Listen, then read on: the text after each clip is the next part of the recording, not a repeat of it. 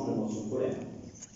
Nous n'étions armés que de nos drapeaux, pancartes, banderoles et de notre gilet jaune. Nous étions menés par de nombreux motards, tous solidaires et tous concernés. Nous partions de la place de la Bourse, qui est le lieu de rencontre de la révolte. Cette place est devenue emblématique. Mais nous avons très vite compris que nous dérangions ce gouvernement à la solde du capitalisme, ayant pour seule religion l'argent. Lui-même n'entre pas dans cette équation. Nous avons donc subi, en réponse à nos revendications et notre désir de vouloir vivre dignement, une violence inouïe. Des mains arrachées, des visages ouverts, béants, laissant des cicatrices à vie, des mâchoires éclatées, des yeux crevés, des parties du corps couvertes de blessures profondes causées par des bombes de désencerclement, alors que les forces de l'ordre étaient protégées par leurs grilles de plusieurs mètres de haut et que nous étions bien parqués de l'autre côté. Même si quelques bouteilles ont été lancées contre ces grilles et quelques poubelles ont brûlé, rien ne justifiait cette violence envers un peuple qui ne demande que le mieux vivre. Combien ont cru mourir asphyxiés sous les gaz lacrymogènes? L'air était irrespirable et nous ne voyions plus tellement les gaz étaient épais et en surquantité. Une poubelle se remplace, pas un œil, ni une main. Nous avons subi des violences policières les plus inadmissibles possibles, notamment par la BAC, en moto, devenue la brave M, bien célèbre. Ils étaient en totale liberté, oubliant toute règle de déontologie et toute humanité. Il fallait, coûte que coûte, nous faire taire. Les chiens étaient lâchés, il fallait casser du jaune à coups de bottes, de boucliers et de matraques. Nous jouions au jeu du chat et de la souris pour éviter les coups. Nous n'étions pas prêts et nous n'aurions jamais pensé subir tout ceci. Nous n'étions pas armés face aux armes de ces policiers. Certains récits pourtant décrivent des policiers humains, visiblement contre certains agissements de leurs collègues, et ont sorti quelques gilets jaunes des gaz lacrymogènes, les ont aidés à respirer et reprendre leurs esprits. Malheureusement, de cela, nous en comptons trop peu. Nous aurions voulu continuer à faire la distinction entre les bons et les méchants, mais au fil des manifestations, la violence s'est accrue. Et subissant l'injustice de cette violence, de cette même violence, nous avons fini par faire comme eux, les mettre tous dans le même camp. Car finalement, cette police et cette gendarmerie, censées nous protéger tous, sont devenues les milices du capital. Puis la violence, nous ne faisons pas rentrer ni terre pour autant, nous avons eu droit à de la répression financière. À coût de 135 € par manifestation, alors que manifester est un droit constitutionnel. Étant dans la rue pour réclamer de meilleurs salaires et de pouvoir mieux vivre financièrement, nombreux sont ceux qui ne pouvaient plus venir manifester. Entre les frais de déplacement et le forfait manif, cela faisait trop pour beaucoup d'entre nous. Malgré tout, nous avons battu le pavé le plus longtemps possible. Ils ont voulu nous faire taire.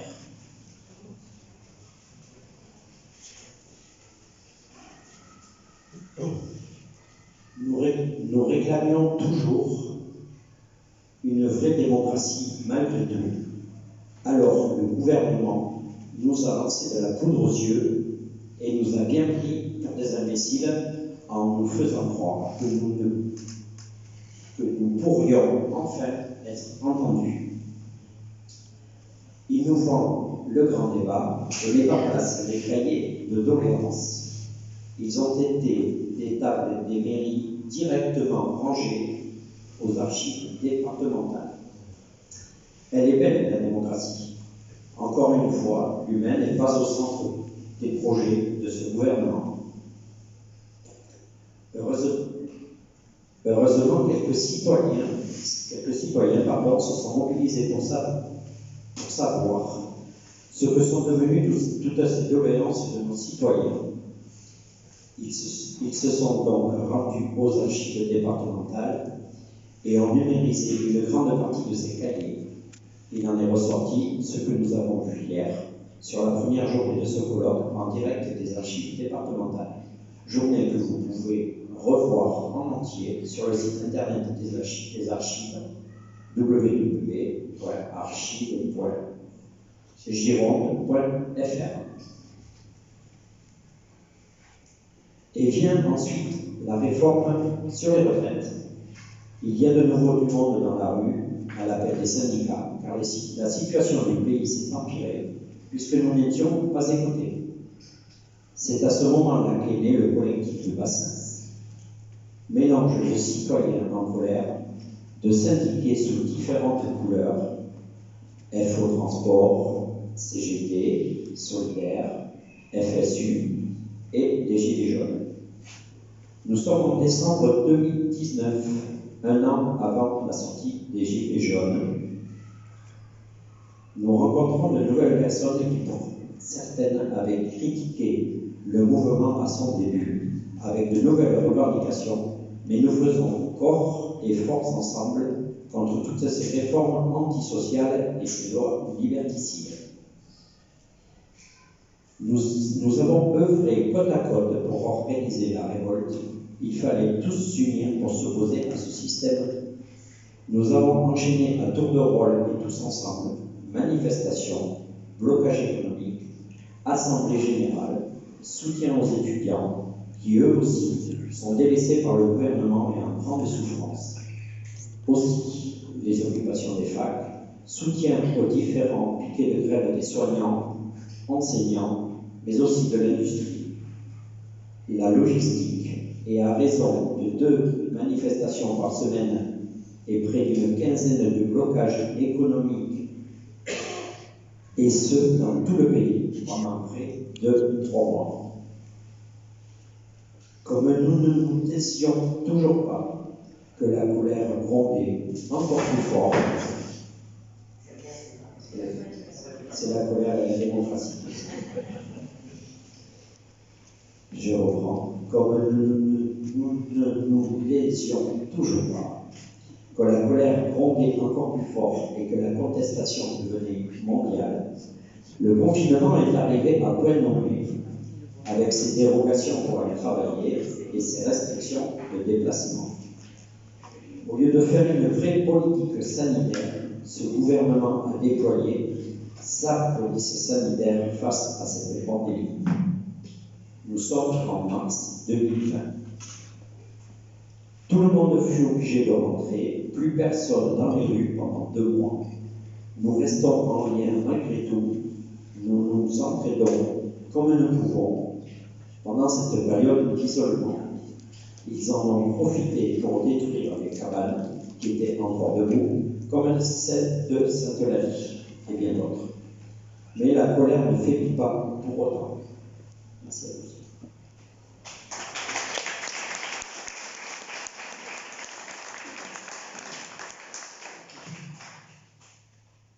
Dès le 26 mai, nous nous réunissons au moment du déconfinement pour décider de la suite à donner à notre mouvement. Évidemment, nous sommes repartis en manifestation, beaucoup moins nombreux, mais toujours autant déterminés, en espérant que tout le monde se réveille de ce confinement et de cette manipulation gouvernementale.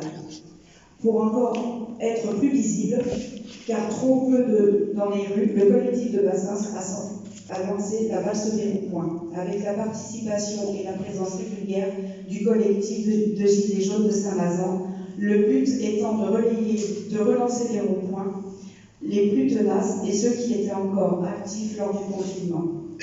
Nous avons valsé sur les ronds-points de Saint-André-de-Cubzac, Sainte-Eulalie, Bacalan à Bordeaux, Libourne. L'idée était que chacun reprenne son rond-point originel afin d'être de nouveau visible sur le terrain. Nous faisions aussi le rond-point de Rive-d'Arcin où nous pouvions tracter. Nous sommes également sortis du département pour soutenir d'autres ronds-points comme Marmande et Mont-de-Marsan, ainsi que Saint-Mazan qui, eux, n'ont jamais quitté le terrain depuis 2018, malgré toutes les restrictions mises en œuvre.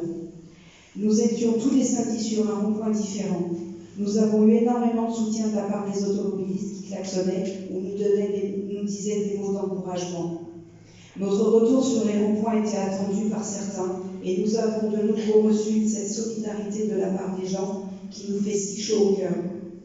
Quelques-uns se sont arrêtés pour nous apporter quelques vivres ou tout simplement discuter et partager un café avec nous. Dans ces moments-là, nous étions sûrs que ce que nous faisions était et reste juste. Certains ronds-points n'ont pas pu être repris par leurs anciens locataires pour des raisons diverses et variées. D'autres, en revanche, ont repris l'activité régulière, comme celui de Sainte-Eulalie, et sont occupés chaque samedi. Cela nous a permis de nous retrouver, de nouveau s'organiser, de continuer l'éducation populaire entamée au début du mouvement sur nos problèmes sociétaux et d'expliquer aux gens pourquoi nous sommes là et que nous sommes convaincus que nous ne subirions pas toute cette injustice si nos dirigeants mettaient au centre de leurs débats et décisions le vivant plutôt que l'argent. Aujourd'hui, plusieurs centaines de ronds-points sont encore occupés en France tous les jours ou quelques jours par semaine. Notre détermination est intacte. Même si au fil du temps, le mouvement s'est étiolé à cause de la répression policière, financière et politicienne, les liens forts se sont créés entre nous et personne ne nous les enlèvera. La violence d'État subie nous a tous rapprochés.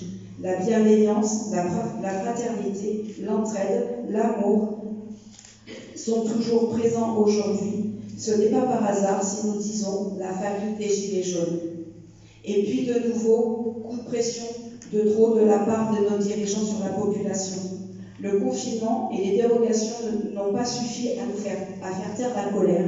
Le pass sanitaire et l'obligation vaccinale instaurée ne passent pas non plus. Et de nouveau, les citoyens en colère sont dans la rue dès le 14 juillet 2021. Le grondement de la population se fait bien entendre, mais c'était sans compter sur notre président Buzet. La grogne étant toujours là, et avec les mêmes revendications, et pire encore, car beaucoup ont perdu durant cette période de restriction, il n'a pas hésité à lancer un billet de 100 € pour faire taire les plus affamés, les plus mécontents. Cela avait déjà marché, pourquoi pas encore? En effet, le monde est ainsi fait. Donnez-leur du pain et du jeu, et le peuple sera content. Chaque fois que son peuple voudra se révolter, il le bernera avec de fausses aides et distraira leur esprit avec d'autres futilités. Cela ne peut plus durer ainsi. Aujourd'hui, nous assistons désemparés à la perte de tous nos services publics, hôpitaux, écoles, postes, etc., à l'augmentation démesurée des produits d'énergie, à l'augmentation et la pénurie organisée de certains produits alimentaires, à l'abondance dans des poches des actionnaires et des gros groupes du CAC 40, la hausse des super profits qui ne profitent pas à ceux qui ont laissé leur sueur. Ça suffit. Nous voulons pas les miettes, mais le gâteau. Encore combien de temps allons-nous supporter que les richesses que nous produisons ne nous soient pas redistribuées, mais remplissent les poches des actionnaires? Qu'allons-nous laisser à nos enfants et petits-enfants? Que devons-nous donc faire?